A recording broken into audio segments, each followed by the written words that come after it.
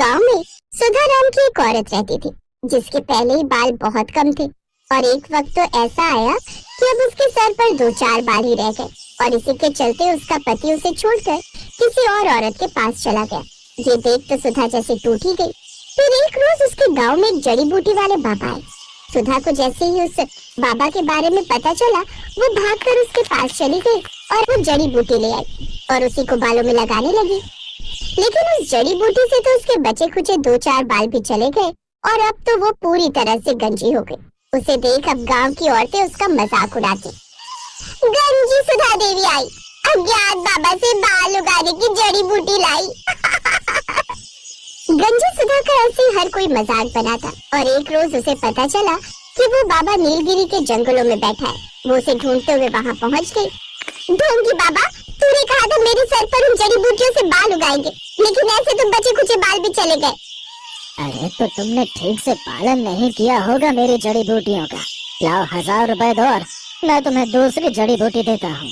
क्या कहा 1000 रुपए? नहीं, बिल्कुल नहीं, मैं अभी तुम्हें बताती हूँ। वो बाबा डर के मारे वहाँ से भाग जाता है। अब सुधा को समझ आ गया था कि वो हमेशा ही गंजी रहेगी, इसलिए उसने कोई भी उपाय करना छोड़ दिया और अपने दोनों बेटों और बेटी मधु की परवरिश में लग गई।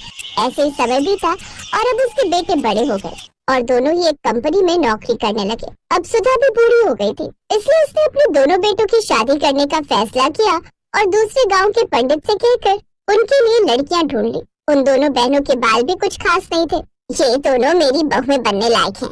इनके बाल भी कुछ खास नहीं है जिससे ये कभी मेरा मजाक नहीं बना पाएंगी। सुधा तो उन दोनों लड़कियों को शादी के लिए हाँ कराई, लेकिन उसके बेटों और बेटी मधु को वो लड़कियां पसंद नहीं आई। कुछ दिन बाद एक रोज दरवाजे की घंटी बजी। जब सुधा ने दरवाजा खोला तो वो हैरान रह गई। उसके दोनों बेटे अपनी पसंद की लड़कियों से शादी करके आ गए थे और उन दोनों के बाल काफी लंबे थे। उन्हें देख सुधा हैरान रह गई। ये दोनों कौन है? माँ, ये तुम्हारी बहुएं हैं। हम दोनों ने इनसे शादी कर ली है। सत्यानाश, ये क्या हो गया? ये तो किसी और से शादी करके आ गए। हाँ माँ, हमें वो लड़कियाँ पसंद नहीं थी जो आपने पसंद की थी और हमें ये दोनों बहनें मिल गईं और हमें इनसे प्यार हो गया, इसीलिए हमने इनसे शादी कर ली। वाह भैया, मेरी दोनों भाभियों के बाल तो कितने सुंदर है और ये दोनों तो खुद भी कितनी सुंदर है। माँ छोड़ो ना ये सब, और मैं अभी आरती की थाली लेकर आती हूँ। आप दोनों भाभियों का गृह प्रवेश करना। मधु जल्दी से आरती की थाली लेकर आती है। अब गंजी सास अपनी दोनों लंबे बाल वाली बहू का गृह प्रवेश करवाती है। रूपाली और गुंजन दोनों बहनों के बाल सुंदर थे और वो खुद भी दिखने में काफी सुंदर थी, साथ ही दिखने में किसी अमीर घराने से लगती थी। अगले दिन पड़ोस की कुछ औरतें उनकी मुंह दिखाई के लिए आती हैं, तो उनके लंबे बाल देखकर सुधा का और भी मजाक उड़ाती हैं। अरे सुधा, तुम अपना टकला चांद लेकर अपनी बहुओं के साथ बैठी हो ना, तो ऐसा लग रहा है जैसे सूरज और चांद एक साथ एक घर के नीचे हो। बिल्कुल सही कहा कमला बहन। ये सुनकर सुधा को और भी बुरा लगता है। अब तो हर रोज उसको किसी न किसी से और भी ज्यादा ताने सुनने पड़ते, जिससे परेशान होकर एक दिन सुधा, बड़ा घमंड है ना इन दोनों को अपने बालों पर, अब मैं इनका घमंड तोड़ कर रहूंगी। ऐसे एक रोज जब गंजी सुधा सब्जियां लेने बाजार गई हुई थी, तो उसे रास्ते में एक बैनर लगा हुआ दिखता है जिस पर लिखा होता है कि दुश्मनों को परेशान करने के लिए संपर्क करें। सुधा जल्दी से उस पते पर पहुंच जाती है। अच्छा तो ये बात है, तुम्हें लंबे बालों वाली बहुओं से छुटकारा चाहिए। ये लो ये तेल और ये शैम्पू, अब तुम ये रोज तेल उनके बालों में लगाना। ये समझो एक धीमा जहर है जो धीरे धीरे अपना असर दिखाएगा और कुछ ही दिनों में वो हो जाएगा जो तुम चाहती हो। सच में बाबा, अगर ऐसा हो गया ना तो मैं तुम्हें 1000 रुपए सगुन दूंगी।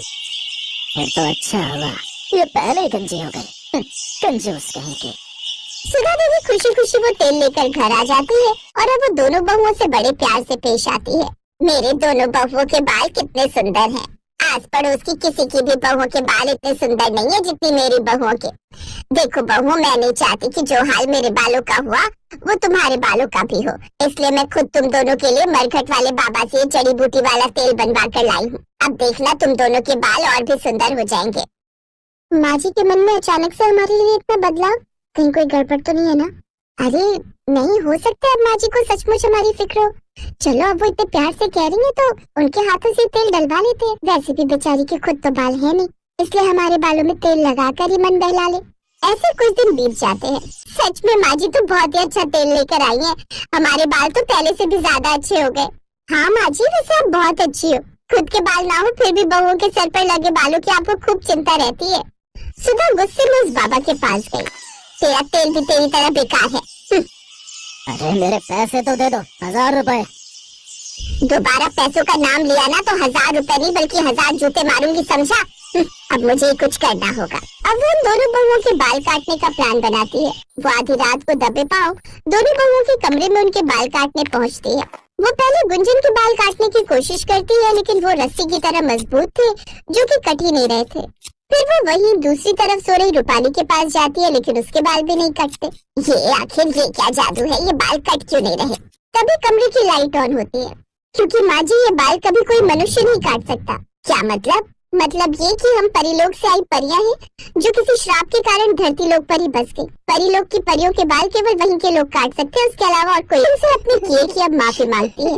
मेरे बाल अचानक चले गए और इसी कारण मेरा पति मुझे छोड़कर चला गया।